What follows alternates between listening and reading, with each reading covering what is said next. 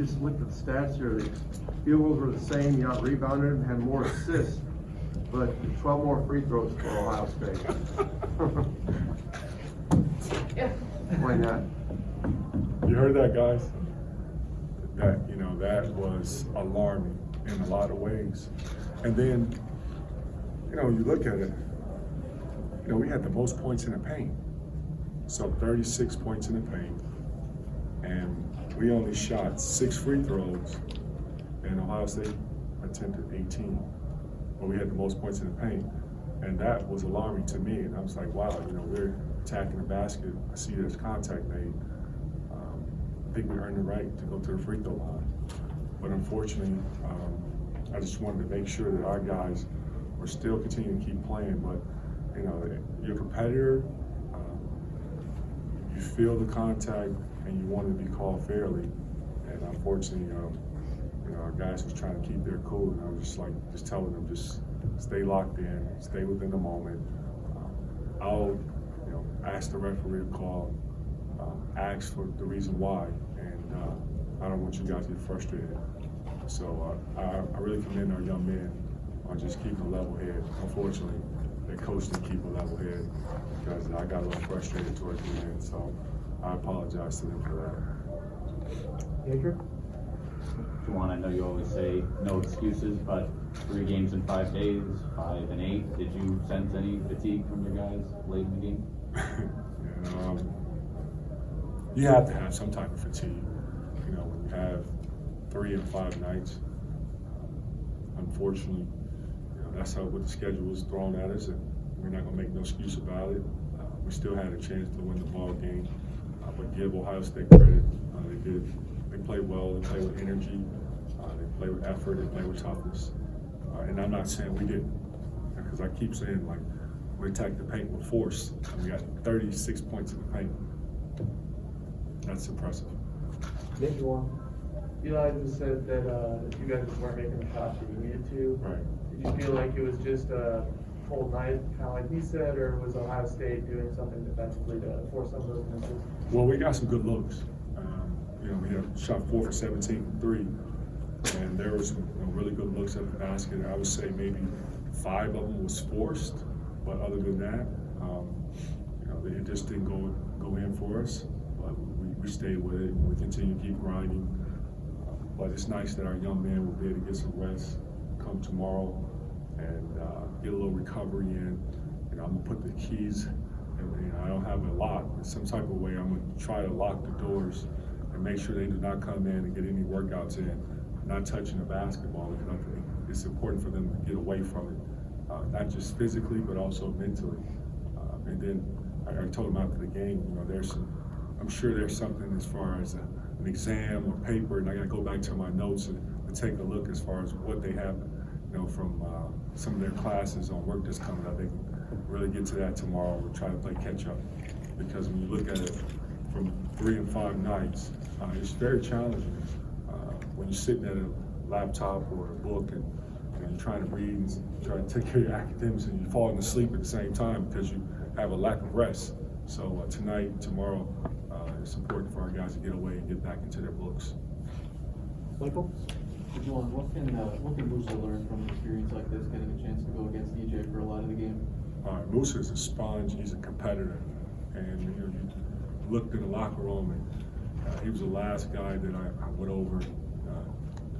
We always, no matter what, win or loss, I make sure that I go over and just thank all of them for bringing it. And Musa was the last one. You can see the fire in his eyes. He didn't really want to look up at me. And I know he was thinking back to a lot of plays that he was playing in his head. And I'm sure he's going to go back and look at film on his own. We're going to look at film together, individually, one-on-one.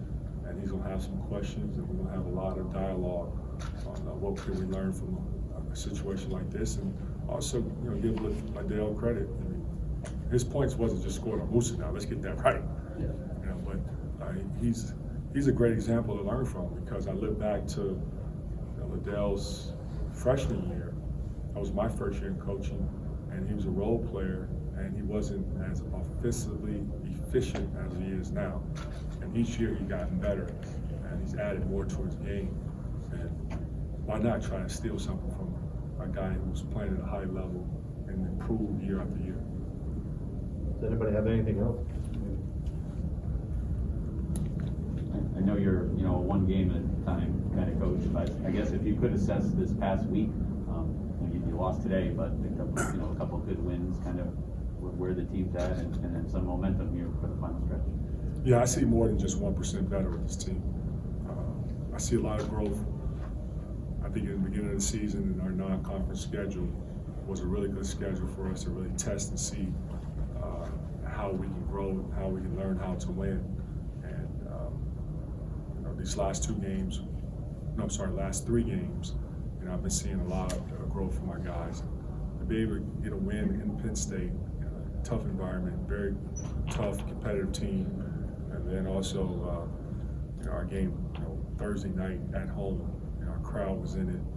Just today, I just feel bad that we didn't get the win, because it was beautiful just to see the support that came out today to support the team, and then also everyone banding together to wear blue out. There was a lot of excitement in the building, and also to honor Hall of Famer and Rudy T, the man himself, Mr. Michigan, and also Mr. Houston Rocket. But we fell short, so it'd been nice if we could celebrate for Mr. Rudy T.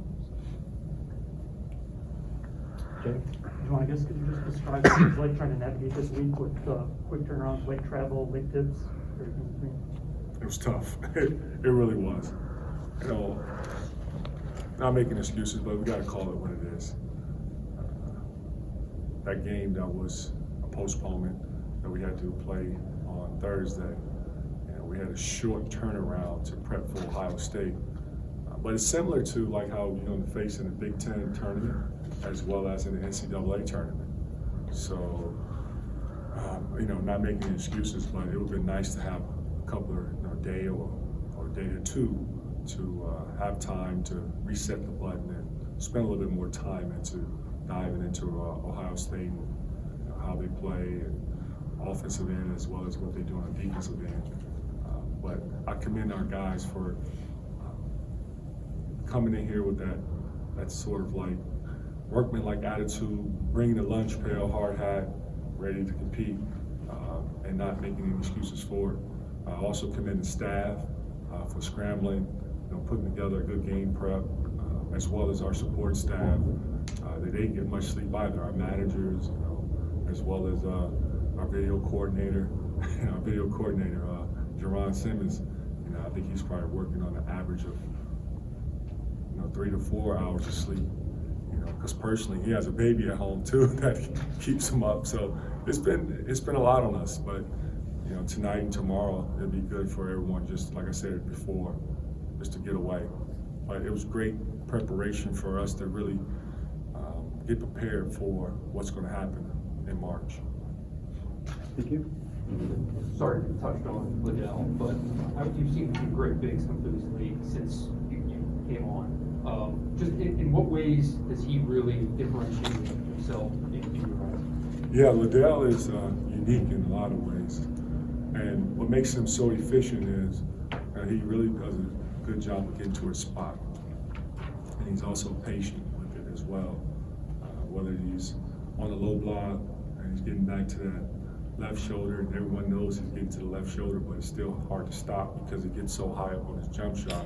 And he also does a good job of creating space, whether it's crab dribble with a shoulder bump to knock you off balance and then he raises up, or whether it's facing where he faces you, jab shot, or it's pick and pop where he pick and pop, shoot it, or pick and pop, shot fake, drive it. He's hard stopping, going left and then going right. He'll raise up and try to shoot over you. And our guys were, making every, shot that he took contested. And Musa did a really good job, especially in the first half of, getting handball contests. And one of them he blocked, but then there were some times where he was called for a foul, and I got to go back and watch film. And then that's where it kind of took some of the aggressive away from our defender and gave more aggressiveness towards the offensive player. And and Liddell's smart, and he took advantage of what was given to him. And I just seen, like I said earlier, a lot of growth. The game has slowed down to him too, because as a freshman, he was putting his head down and going fast like a lot of freshmen. And then last year, he just made a huge turn. He hit the switch, and he became their elite go-to guy along with Dwayne Washington. And now this year, he's one of the best players in the Big Ten that can play at the 4 or 5 spot. Anything else? The decision to go single coverage on him, was it just to avoid getting into a or limited threes or? I couldn't tell you that. I have to tell you that, I don't want to say that word.